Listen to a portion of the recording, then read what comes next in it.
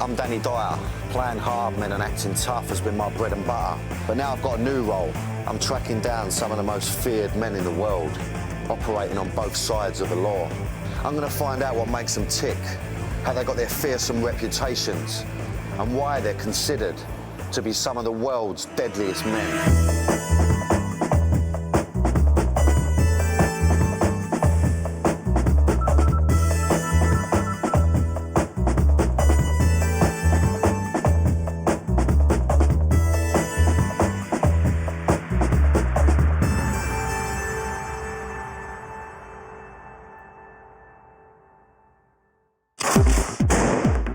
To meet a man with a reputation as one of the hardest men in Liverpool. This is one hard nigga to kill. A man who terrorised the underworld with extreme violence. Even rob drug dealers? I'd lift up my balaclava and say, it's me, the devil. What are you going to do about it? A man who left drug dealers living in fear that he'd come knocking on their door. He's a fighter all the way too. A man they called the devil. I'm in Liverpool to meet Stephen French, a notorious gangster from Liverpool who specialised in the perfect crime, robbing drug dealers, known in the underworld as taxation. He had a fearsome reputation on the street, but I was on my way to meet the man behind the myth. For the first time, he'd agreed to open up his world for the cameras and take me into the heart of the devil himself. Even the cabbies round here had heard of him. What do you know about this Stephen French? I mean, he used to torture drug dealers. Yeah. And a lot of the drug dealers knew him as the devil. Unbelievable. You're going to take on drug dealers and, you know, you're going to rob them. Yeah. You're going into a dark world, you know what I mean?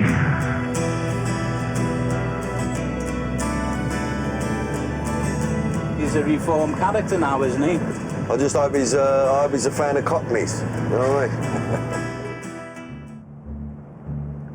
Stephen had told me to take the ferry across the River Mersey and meet him at the pier.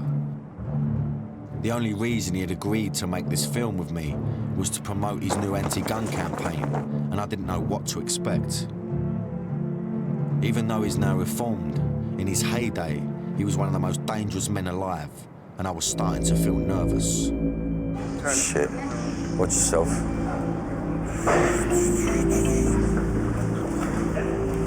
So here we go. The size of the geezer. Steve. Danny. Pleasure. Pleasure. Absolute pleasure. I should have waited to suit on, son. You look in the business. I always wear a suit, Danny. I always wear a suit. First things first, French offered to show me around his manor. It's a lovely little motor, that, though, isn't it? The 730, it's a workhorse. In the 80s, these streets used to belong to Stephen French. Now, it's one of the most deprived ghettos in the UK, and Stephen is still widely recognised by the locals.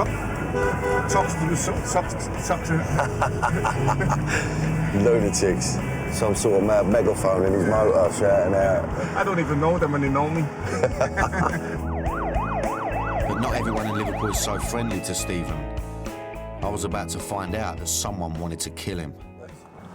I'll take you to the park where a really serious incident happened to me. Okay. This was in November last year. This was the incident that I considered most serious. Okay. It was here in Sefton Park that French nearly met his end when he found himself directly in the firing line. In November 2007, he was visiting a friend when he was targeted by a hit squad and chased into the park. And I took off like Kano, got into the park, right? And I see them close to the trees, I'm there, but then they've come. This is how I know that they were fucking serious individuals, Dan. They turned the lights on into the park, and then one of them's got out, and he's obviously got a handgun. The other one, but he's got a long coat on, right? And I've seen him flick his coat, so I know he's got a shotty, yeah? I'm thinking, fuck me, I've got none. And there's a pond over there. Yeah. So I've got into the pond. The water's up to there so you can't see me legs. I've got a 3/4 length coat on, I put it over me, and I'm lying by the rocks. See, I'm right in front of you, but you can't see me. Fucking wicked. Subterfuge and misdirection, right? Two of my oldest friends. And I'm looking through the buttonhole on my coat, and I could see them, right? And I had apprehension, but not fear. And it's a Japanese thing. I've got my phone. I'm hiding the lights on my phone, and I'm saying to do, but audio up, just sound your fucking siren. Just sound your siren. Yeah. That'll be enough. That's enough, isn't it? Yeah. Yeah. And then I've come out to the pond. I'm wet up to there. right? And then they've gone, on the fucking floor now, on the floor now. I said, I'm getting on the floor for nobody. My name's Stephen French. I phoned you, I'm not armed and I'm not getting on the floor. On the floor, I said, I'm not getting down. I'm not getting on the fucking floor. Come and say it to me, I'm not getting on the floor. I survived that attempt. I've survived over 6 or 7 attempts on my life, but they was there to fucking whack me proper. Yeah. I had no idea that taking a stroll in the park with Stephen would be so dangerous. It's not like we're doing this very stealth and it's me and him on our own, you know, sort of keeping our nuts down. We're walking around with a camera. So I'm a bit on edge, to be honest with you, at the moment, you know. I'm a bit like, constantly like, and I don't want to let him know that because obviously, you know, it shows a bit of weakness and a bit, I don't know, I just don't want to give too much away yet, you know what I mean? But actually, you know, I've got to say, you know, my bum is flapping a little bit.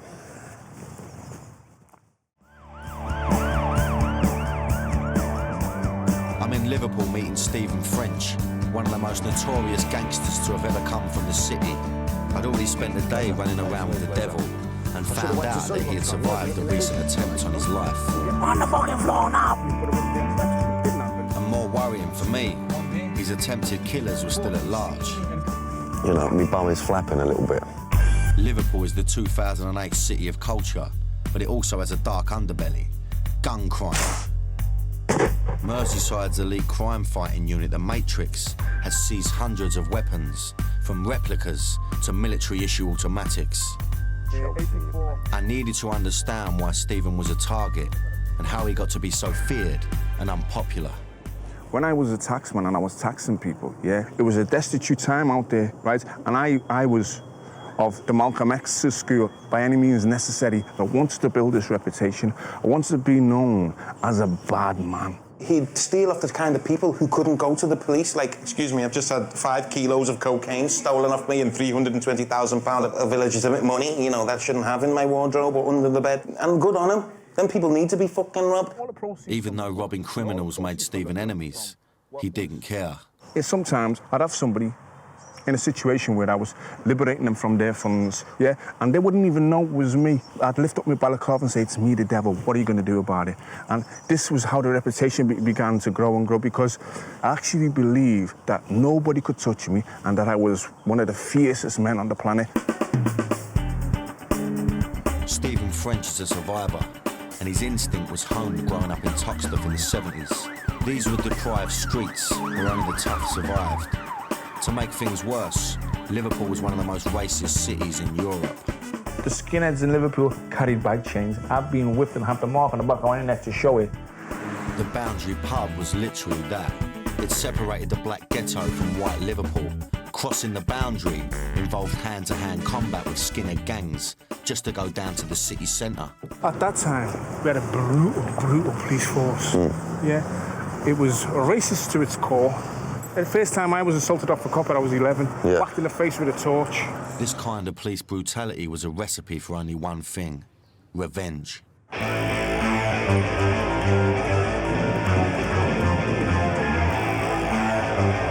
1981, it all kicked off with one of the UK's fiercest ever race riots.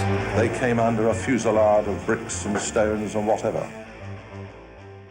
They'd arrested some kid over the bike. And that's what it was over, yeah? Just that? That was the spark, Dan. Yeah. Get me? It wasn't over that. This so it was a build-up. This was the tensions they've been building for years. A police van drove past and a guy shouted out the window, "You black bastard." Where's the sense in that? This tension exploded in 9 days of sustained violence against the police, and Stephen was right in the thick of it. I think Stephen, his persona, his personality, built basically around the Toxteth riots. My own personal involvement in the riots was as a frontline warrior. Yeah, because I was this close to the police officers, and I was just, it was the release and the letting go of the frustration and the tension before the police all the way down to here. They'd never experienced that kind of ferocity because everything was on fire. I can remember picking up a bin lid, picking up a stick and starting to move forward, but rhythmically banging the floor. And everybody followed suit, right? It was like the Zulus. I've never felt a feeling of power like that, or to see these. It's like a massive release, isn't it? You know what I mean? To see the enemy on the run, and they got slaughtered. One civilian was killed, and 468 policemen were left injured. 500 people were arrested and 70 buildings burnt to the ground. We broke the mould of not being able to come out of our community and not being able to go to town. Yeah. And that night, over those few days, the foot was surely taken off and rammed up them. Yeah, and it was, man, Dan, the feeling was fantastic. Yeah. Better than sex. In the aftermath of the riots, as the city nursed its wounds, Stephen was reborn. And I can remember raising my head to the sky and letting out a primeval roar of victory. French wanted to show me where the front line of the riots were on Upper Parliament Street, but he was feeling uneasy about all the attention we were getting. Camera draws attention. Yeah. Don't want to get, user professionals, don't want to get you drawn into my shit. So we'll be quick, in and out. Yeah. Okay. Good boy. All right. Good man. Okay. After only a few minutes, French pulls the plug. He feels that he's putting himself and me in unnecessary danger. Later on, I found out that he had every reason to be on guard. Someone had tried to kill Stephen in broad daylight only 4 weeks ago. We hopped back in the motor so he could show me where it happened. This is where I was shot at 4 weeks ago.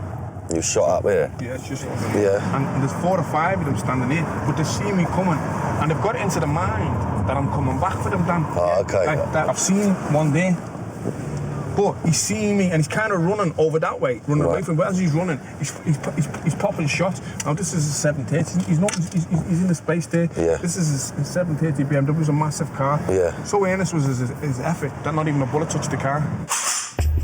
There were 5 shots fired in total. One of them ended up in a house across the street. The family who live here refused to go on camera. It was clear to me that this is a community in the grip of fear. The shooting was in the middle of the day, but like many crimes in Liverpool, there are no witnesses. There are people who've still got a grudge against Stephen, and because they don't like him speaking out against the gangs which are coming up who are armed with guns. They don't like his anti-gun stance. You obviously can't fight fire with fire like that, but how do you confront that? I mean, how do you deal with that?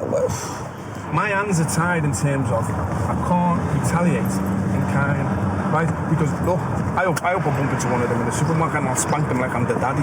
You understand, right? Yeah. I'll give them a hell of a kicking, right? Yeah. But I don't want to shoot anybody. I don't want to kill anybody. They're jokers. They can't even hit a barn door. Yeah. Right? I was feeling very uneasy. Stephen clearly had lots of enemies, but I was shocked that someone had tried to take him out so recently. That freaked me out. I knew it was going to be a bit ropey filming in Liverpool, Cockney running about with a camera, but when we was with him I thought we're safe, but actually there was still a lot to learn about the geezer. The next day I was invited down to the gym to find out how Stephen had become such a potent force in the underworld. The mighty Bruce Lee.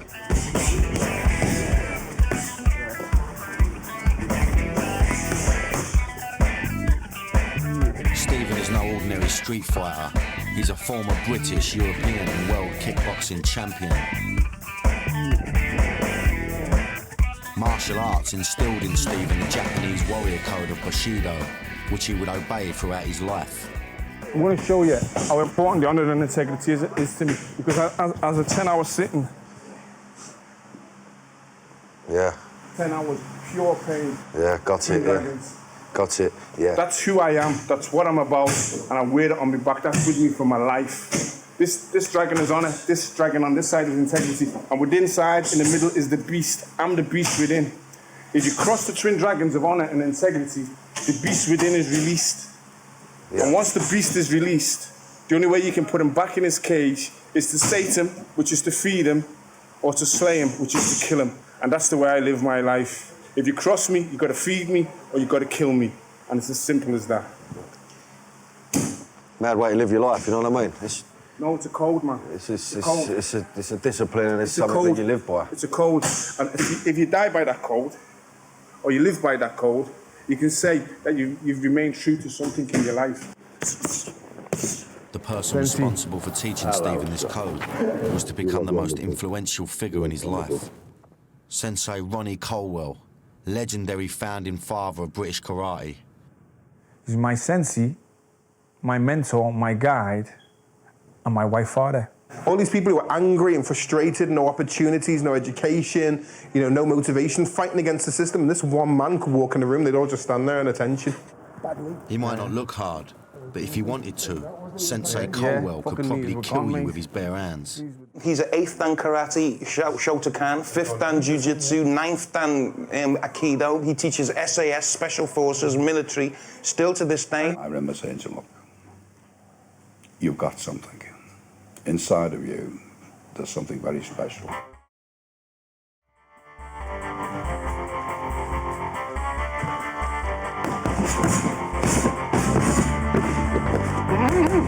Ronnie showed me how to be a man.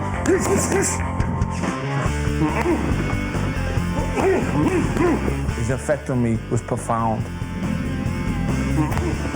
From a small gym in the ghetto, Ronnie Colwell transformed Stephen and 7 others into world champions. Their bright red tracksuits were revered around the world. I wasn't about to cross Stephen's twin dragons of honour and integrity. Imagining the devil in his prime being unleashed was a frightening thought. I felt sorry for anyone who had crossed him in the past. Making these films become a whole new thing for me, you know what I mean? It's not about bravado and giving it a big one and, you know, I'm the toughest man in Liverpool. I ain't really been a sense of that. I feel I've learned something about him, but at the same time, I know absolutely nothing about him, and I still don't know, you know, whether he's liable to do the switch at any point. The skills French learnt in the ring, he soon put into practice on the street. He was part of a new generation of criminal, young, black, and angry. In 1986, he teamed up with his best pal, Andrew John, to take over the doors here at the Grafton, one of the most notorious clubs in Liverpool. They directly challenged the white Liverpool mafia, who controlled the lucrative drugs trade. At the time we did that, right, it was when me, Andrew and myself were feeding off each other and we were at the height of our physical powers. We believed we were invincible. If French had a hard reputation, Andrew Johns was even tougher. Together, Stephen and AJ were an unstoppable team. Blood brothers, karate champions, and partners in crime. It was a dangerous chemistry, yeah, because we could walk into a room and we could walk into a club and empty a club. All the time. Andrew John's brothers remember some of his battles, which are the stuff of urban legend. 9 doormen pulling out koshers and baseball bats and just went through them like paper. And the people on the till and the bar and all that whole shit themselves. At the time, some nightclubs were whites only, but not for long. We went to the club. We rendered about 4 or 5 of the doormen unconscious and all the black youths in. We've got a no nigger policy here, right? And I use that word because that was the word we used then. Yeah. Cuffed them, went inside, ordered champagne, drank the champagne, let the black lads in and told them that they couldn't do that. Your black pals were at the bar drinking champagne. How does that make you feel? In control of my own life, in control of my own destiny, and that nobody could fuck with us. Yeah. Backing up Stephen on the door was a crew of world champion fighters. We were a phenomenal crew. We were a scary crew, and we took no shit. Yeah. And what you've got to remember is that this was a colour bar club. Yeah. Right? Before he could tell me more, we're suddenly interrupted by someone from inside the Grafton. All right, pal. So, no one's give you any permission to this filming? How you doing, mate? Yeah, we're just filming it outside here, though. Huh? We're finished now, we're going now. Yeah, we're done now, mate, yeah. Okay. What it is that I used to work here in the 80s. Yeah, I know who you are, Steve. Okay, and it was just... Once again, it looks like Stephen's reputation precedes him, and we're moved on. Let's have it, come. I really wanted to hit him. Well, listen, look. At the end of the day, we got it anyway, didn't we? No, he knows exactly who you are, and he just wants a pound note, doesn't he? But actually... Yeah, well, no, he's a fucking idiot. I was thinking, I'm gonna cuff this, right? But, as always, I have to suppress those urges. I haven't mellowed, because the fire still rages inside. The beast is still there. I was getting a glimpse of the beast that lurked inside Stephen French's psyche. I'd heard so many rumours about him, I didn't know what to believe. We stopped off at Stephen's favourite restaurant for a spot of lunch, and I asked him what he thought about the reputation he had in Liverpool. The people that you're talking to only know Stephen French, the warrior. They don't know Stephen French, the friend. They don't know him the brother, they don't know him the son, and they don't know him as the father. Right? Because they're other facets, they just know me with my war face on and the reason why I'm such a formidable foe, death doesn't hold any fear for me. Stephen French broke the shackles of his white oppressor in the 1981 race riots and became a man. I can remember raising my head to the sky and letting out a primeval roar of victory. He trained himself into a world kickboxing champion. Now he turned his attention to his full-time occupation, taxing drug dealers.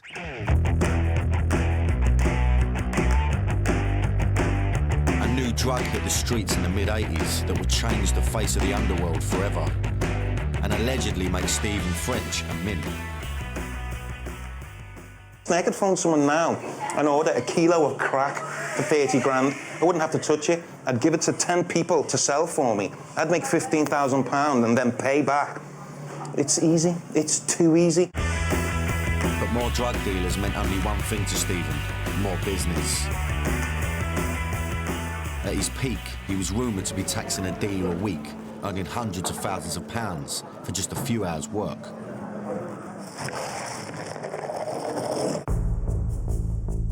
Stephen had agreed to give me a unique insight into his past as an underworld tax man. Now I was on my way to meet him in a secret location in the suburbs. I didn't know it yet, but I was only minutes away from one of the maddest experiences of my life. I've asked Dyer to meet me here this afternoon, right, with a view to showing him a taxation scenario. These are the things that are actually going on today. They're quite horrific and scary, but this is the insight that I want the viewer to have, and those of the squeamish should look away. This is the first time a real-life taxation scenario has ever been shown on TV. Stephen was taking a big risk by opening up this side to me, but I got the feeling he was on his own journey to atone for some of the things that happened in the past. You know, this guy is known as the tax man. You know, his nickname was the Devil, and there was a reason for that, and the fact that, you know, he used to rob drug dealers, and he used to, you know, I don't know, torture them. I don't know what he used to do to them, but, you know, I need to get a sense of that. You know, obviously not too much, you know what I mean? It's time to get into character. It's time for the switch to be flipped. I don't want to scare the guy. I don't want to glamorize taxation, but I want to show the nitty-gritty nuts and bolts of what actually used to take place. Here we go. Bit of taxation. Right, let's have it.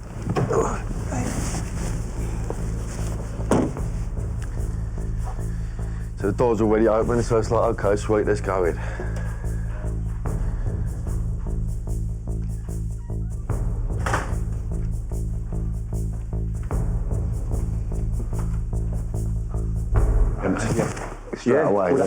Yeah. Even if you want to start struggling, right? If I put it on you now, Dan, you're gone. Yeah. I'm only holding you. Yeah. Right? But it would be. Yeah. Straight away. Lifted. You're going to be awake for about 3 seconds. You lifted, you put down in a chair. Right? And then the individual, the people that had him, would secure him in the chair. Yeah? Hands and feet to secure him in the chair. Yeah? Keep him quiet. But they leave his eyes open. I've had some geezers, and they started to mouth off, blah, blah, blah, blah, who do you think you are, blah, blah, blah, blah, and I just jammed their eye. You get me? Just jammed their eye, and just, you know, give them some sharp pain, right? And say to them, well, you know, shut up, because next time your eye will come out, next time I'll pop your eye out. If you want to come out to the sunscape, behave yourself, be respectful. The individual that now had you would be dressed in head to toe in black. They'd have a black balaclava and black gloves on, right? And you wouldn't be able to see who they were. They'd have a really large kitchen knife, yeah? And the first thing to do is walk over to you and they'd show you the knife and put the knife down, yeah? And then the rhetoric possibly would go something like this. I fucking hate drug dealers. I fucking hate people that sell drugs to children and they ruin communities, but I fucking love money. I'm here to relieve you of your cash. If you don't give me your cash, really horrible, nasty things are going to happen to you. But it's all a matter for you. I don't want to have to harm you. I don't want to have to hurt you. But you're poisoning communities. You're killing people. And you're getting fat and rich off it, and that disgusts me. You disgust me. So what's the matter for you? I've got a phone here. Fresh, clean phone, never been used. You're gonna call your stash minder, whether it's your fucking granny, your ma, your bird, your best pal, and you're gonna make it good. And you're gonna tell them, in about an hour, someone's coming to pick up the money. You're gonna have to act like you've never fucking acted before. And if you use any codes, like I know you're referred to as Danny, if you say something like it's Daniel on the phone, I know you're using a code. Don't fucking try any of that shit, because I've been here before. I'm a professional. This is what I do. And this is how the individual will be made to feel. You'll be overwhelmed psychologically. And if you don't do that, this is what's going on to you. Stephen's told us not to broadcast what he's whispering in my ear. It's too upsetting. But I can tell you, it's not something I'll forget. It's up to you. Something along those lines, Dan. Yeah? Well, I'd pull up the dough immediately. I'd pull up the dough, man. I'd just think... To my shame, and to my embarrassment, it's stripping them of their dignity. I've had a 17-stone fucking bodybuilder come in and shit his kecks. You get me? Proper mess his trousers. Piss himself because they don't know what's going to happen. And this is why taxation is such a nasty, evil activity. I regret it 100%. And one of the reasons why I'm speaking about it now, I'm being quite graphic about it, is to bring it to the wider public of what it's all about. Yeah, I've just got a sense of what that could be like, and I just think you know, if it's done correctly, nobody gets hurt physically. But I actually believe, in retrospect, the emotional and mental damage that it can cause to an individual leaves me ashamed.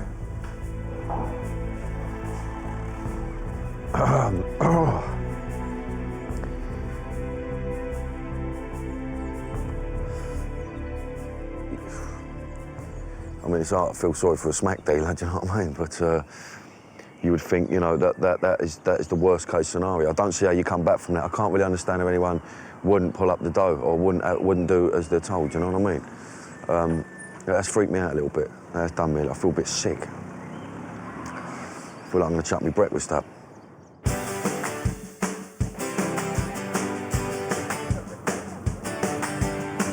I needed to take a breather and get some fresh air. Luckily, before too long, I was back to my old self. All right, girls? Hiya. You all right, love? A couple of salts. Right up my street. French no longer taxes anyone, but he still trades off his hard man reputation to make money. But this time, legitimately, as a self-styled problem solver extraordinaire and commercial debt recoverer. He invited me to follow him on a debt. Radisson, there's a guy there waiting to see me. It's fucking roasting 2 ticks. I'll wait here for you, yeah? I've jumped straight in the motor. He's had to stop off somewhere, go and pick something up. Don't know what. So, you know, obviously I'm going to do as I'm told. I don't know what he's after, I don't know what he's got to get. He's coming now, so I'm going to be lively. Sorted. Sweet as. Oh, mate, sweet as. It's only taken minutes, but Stephen's just picked up 10 grand. That was something, 10 grand for a Friday afternoon away. Yeah. Sweet as. So to get that money back, it's usually just a bit of dialogue you just need to use, yeah? It's as simple as this, Dan, right? If I say to you, if you don't pay me the money that you fucking owe me, I'm going to snap your legs in about 4 places. I broke the law. If I come to you and I say to you, you owe the money, you know it's the right thing to do. You know who I am, you know what I'm about, pay the money. Yeah. I haven't broken no laws. Yeah. In the early 90s, Stephen was at the peak of his powers as the country's most feared taxman. When something happened that shook him to his core and would change his life forever. I was in the afternoon on Granby Street and I was shot 4 times in the back by a dirty coward. I just couldn't believe Andrew was dead. It took 45 minutes for them to come and take him to the hospital. And an ambulance come to the end of the street after 5 minutes, but because it was a gun crime, he had to wait for response. That was another 40 minutes. And I actually believed that it was the end of the world, that my world had come to an end. Every year on the anniversary of Andrew's murder, Stephen and his brothers meet up to pay tribute to him.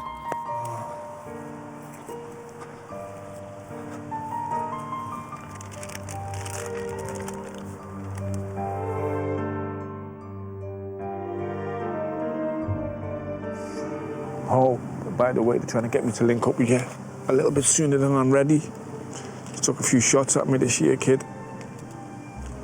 But I'm still here. A lot of bullshit going on. Nothing that I can't handle.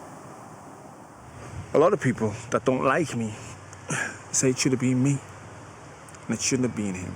And it transpires that the guy that killed Andrew had more reason to want to kill me.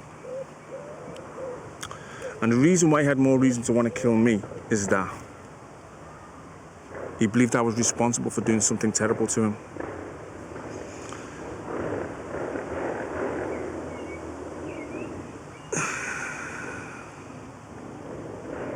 We can listen to as many conspiracy theories as possible. It's not going to bring my brother back. So at the end of the day,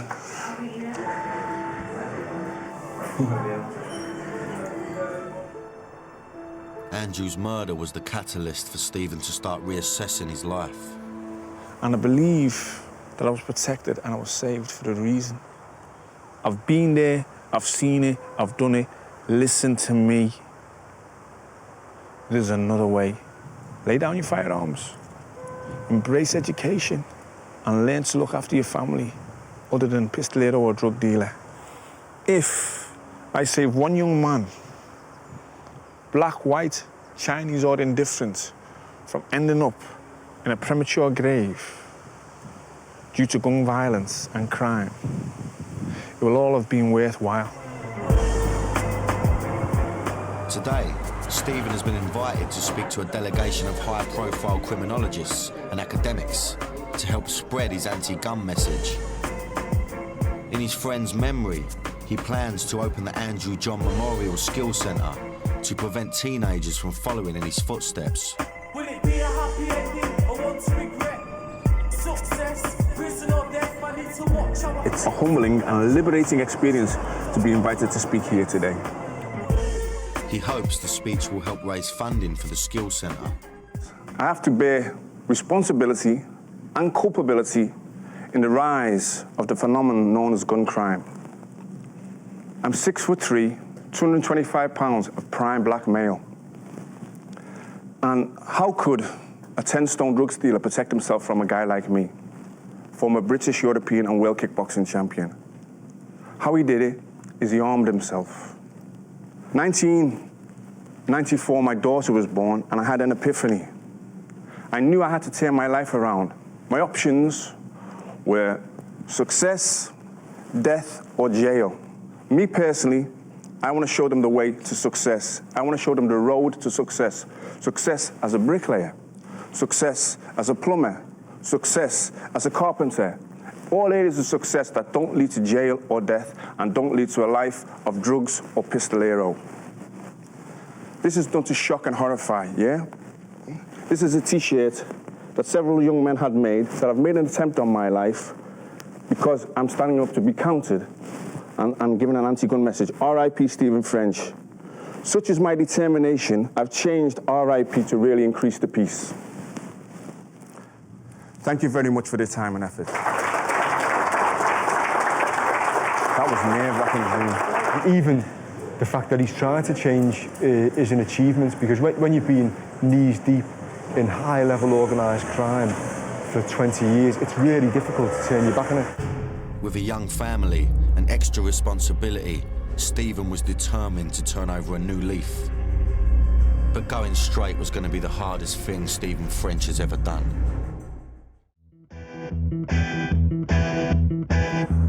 Stephen was at the peak of his powers in the Underworld when he gave it all up in the 90s.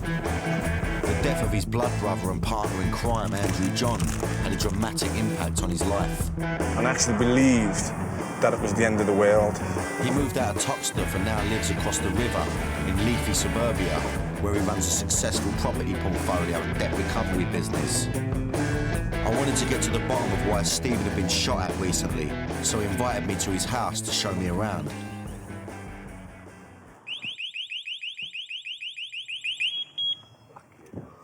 He's survived 7 assassination attempts, so it's no surprise that Stephen is security conscious. He'll protect his family at all costs. The gangsters today don't discern between you, your family or your associates. If they can get at you by killing your daughter or kidnapping your daughter, they will do. I was about to discover that Stephen had an Achilles heel that was a lot closer to home. This is my family war. And the problem didn't come from outside. It come from his own flesh and blood. Stephen Jr. was involved in gangs. He was starting to get into the criminal lifestyle. There was nothing Stephen could do to prevent his son from sinking deeper into crime. He blames himself to a degree that Stephen Jr. is behaving like he is because he's trying to live up to his dad's reputation and stuff. And Stephen's worst nightmare came true when his son was shot. When I seen my own son's blood being collected in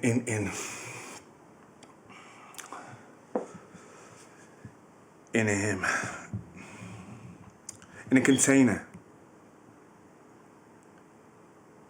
the big, bad, wicked devil Frenchman blubbered like a baby. The tears were uncontrollable.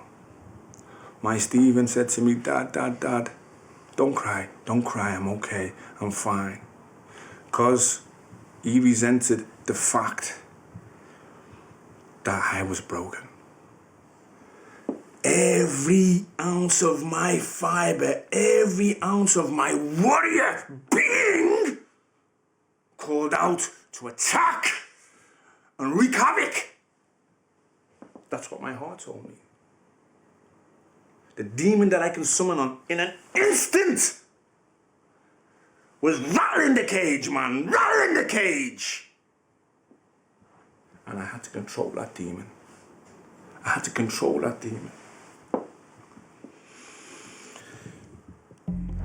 Since the shooting, Stephen Jr. has left Liverpool to successfully rebuild his life, but his dad is still dealing with the fallout. Stephen's enemies have gone to great lengths to assassinate his character, even tagging the walls with graffiti, accusing him of being a police informer. Being called the grass is like someone calling you a paedophile, and then once that label's put on you, you're fair game to be shot. This home footage shows just what he thinks of the person responsible. A little skulking little bitch that runs around in the evening painting shit on the wall about a man that he's so jealous of, so envious of. The greenness is oozing out here. I challenge any journalist in the country to find or dig out the statement where somebody's received a custodial sentence from something that I did, because I've never police informed on anybody. The bitterness against Stephen and his family runs deep with the new generation in Toxteth. I wanted to track down who these kids were that now control the streets and find out for myself what they think of Stephen. A gang of them agreed to speak, provided their identities were hidden. I heard he come here the week right there where we're standing now. And he got shot at and that, so you tell me if he come through here again, I don't know what would happen. He might have been feared back in the day, but obviously it's 2008 and things have changed and he's not feared no more. Stephen French is a grass. He's a pussy. These kids were hiding behind their masks, but Stephen still has to take their threat seriously. I sleep on the couch and my wife and daughter sleep upstairs because my address is no secret. And if people choose to come to my house, choose to break into my house and then attempt to murder me, they'll find me downstairs. But the people that come for me, they're not gonna come with Ludo and Tiddlywinks, yeah? 38, 45 pun-popping shotguns is what's gonna be the recipe for me. In the face of that, I stay here.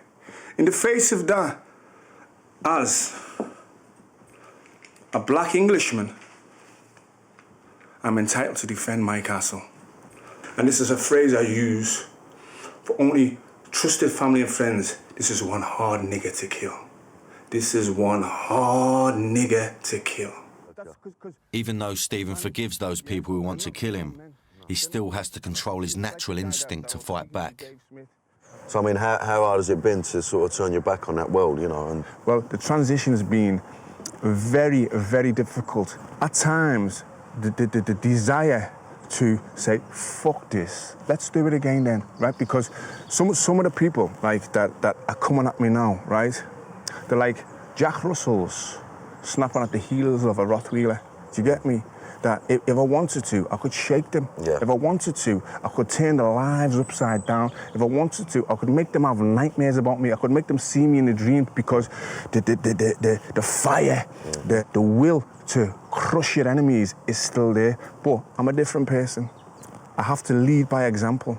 I don't want to be murdered. I don't want to die a violent death. But if that's my lot, so be it. You understand? Because someone has to take a stand, someone has to stand up, and we have to start somewhere to start to readjust the balance of what's going on. Stephen French helped break the stranglehold of racism in the 80s with his bare fists and should be a hero in the community. Instead, because of his anti-gun campaign, he's hated by a new generation of gangsters.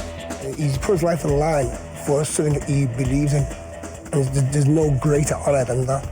You cannot stop him in any of the conventional terms. I know in my heart, in my mind, and in my soul, in my kukuru, my inner heart, what type of man I am. I choose to stay here and campaign against guns and do what I'm doing because I'm giving something back. In today's gang wars, the rules of engagement have changed radically since Stephen's day. I've learned that teenage gangs fear no one, and they'll shoot you to prove it. Stephen is nearly 50 years old, but he's lost none of his will to fight. He's going to the ultimate lengths to battle gun crime by putting his own life on the line. I'm just glad I met Stephen now, and not in his day, when he was one of Britain's deadliest men.